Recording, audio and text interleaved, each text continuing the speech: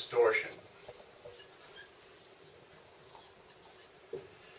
The only thing difficult to understand about distortion is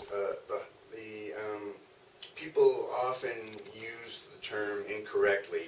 They say this image is distorted to mean that the image is blurry, or there's something wrong with the image. Well, distortion, yeah, it's a defect in the image, but it's a particular kind of defect, and it has to do with the squashing of the image at the outside or expanding of the image inside.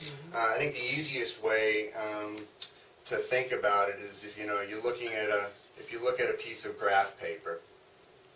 So in a typical scope, what you'll see this kind of thing, and a globe.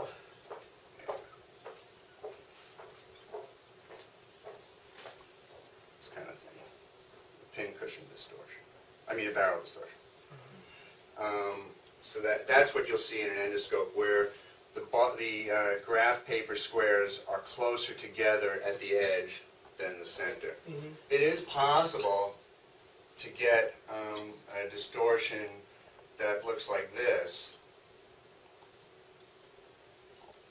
but never in an endoscope. It's always Right, it always looks like that. That'd be concave lens or something, right? Yeah.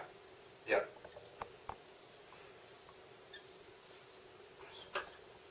So again, it's reasonable for a surgeon to expect that when they're looking at something with square features, it's going to be square in the image.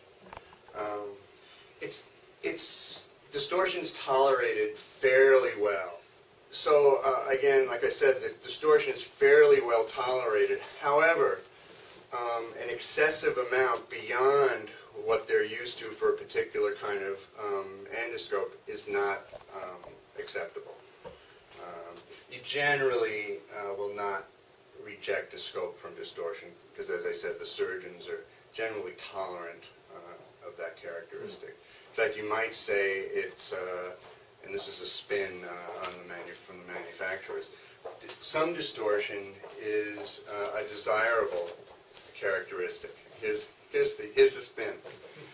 When you're looking at something in the center, you have a large magnification so you can see it clearly. Whereas at the edge, you've brought in the field of view so that you can see a larger area of the anatomy. Wow. And then which you can move into the center for a clearer view. How's that? That's pretty good.